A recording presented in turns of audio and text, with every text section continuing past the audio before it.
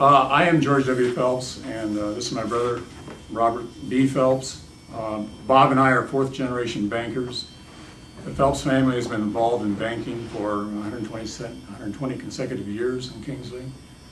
It all began with our great-grandfather, George H. Phelps. He became part of the Kingsley Bank in 1889. The Kingsley Bank was founded by a couple of guys by the name of Altman and Butcher in 1883, which is about the time the Kingsley town was platted. Following George H. Phelps in the bank was his son, our grandfather, John B. Phelps. And I want some pictures here. This would be the start. This is George H. Phelps, and this would be John B. Phelps. This is our great-grandfather, and this is our grandfather.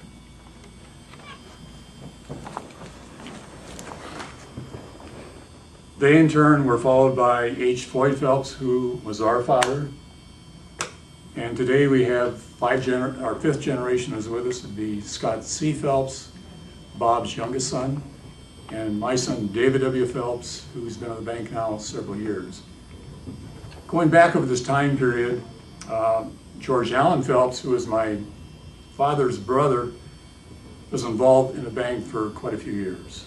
In a later period of time, Bob's eldest son, Robert W. Phelps, was with us for a rather short period of time and did a very fine job with us. Give you a little background on George H. Phelps. He originated in upstate New York, Crown Point, New York to be exact. His occupation at the time was a steamboat captain in Lake Champlain. And for some reason he thought he wanted to go west and become a farmer.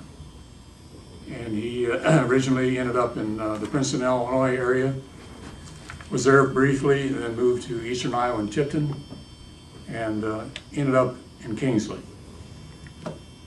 He had another change of heart. He wanted to get into banking. So in 1889 he did, and we have his original sale bill here. It does not give the date, but I think it was 1899.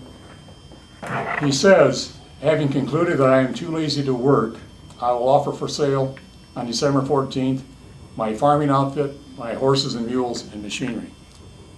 I think he had a sense of humor, Bob. No doubt. At least I hope he did. A little bit about the bank name. As I said earlier, our great-grandfather bought into a bank that was called the Kingsley Bank, not to be confused with the Bank of Kingsley, which was a competitor at that time and one of the banks that failed during the 1930s. In 1925, the bank's name was changed to Altman and Phelps, and that name existed until February of 1965, when we sought a charter, a state charter, and became known as the Kingsley State Bank. Of course, we had been a private bank prior to that time. With the state charter, we became a state chartered and regulated bank, and we were able to offer FDIC insurance, which was a very critical thing. At that time, I think our assets were something like $2.5 million. Today, we're roughly $120 million size bank. You talk about 1883, first brick building in Kingsley.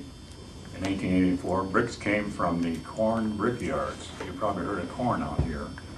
And here's a picture of that building, which was put up in 1884. And at a later time, the telephone office is located up here. And here you see a barber's pole. Down below there were barbers and, you remember what, various businesses, sometimes beauticians. And that building was extended. It was lengthened going this way in 1907, I think. And the Kingsley Library was housed up above, and the Kingsley Post Office was down here. And in 1970, we built this building here, and we put an extension on, was it 1994?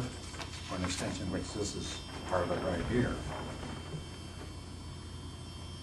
The bank holiday in 1933 is very interesting. interesting. There were two other banks that did not reopen. This was the only bank in this town that survived the Depression. In the 1980s, the savings and loan failed. There was a savings and loan here out of Cherokee.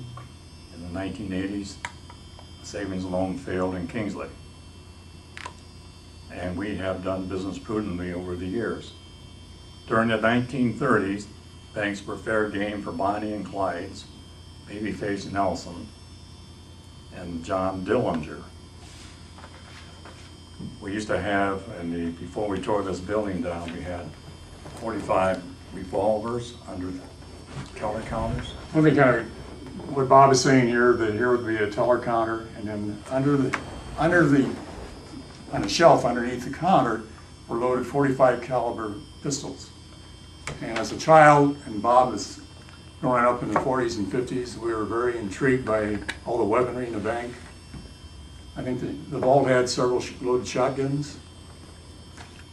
And at that time, in the 30s, there were 3 World War I vets in the bank. Our father, his brother George, and Harry W. Sibley, and all these guys were probably pretty well versed in firearms. This was just a sign of the times. They were tough times.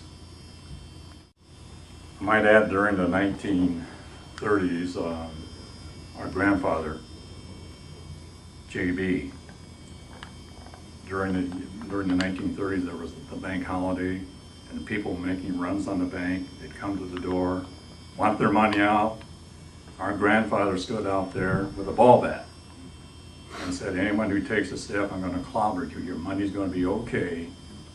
Just give us time. Let's get by these difficult times.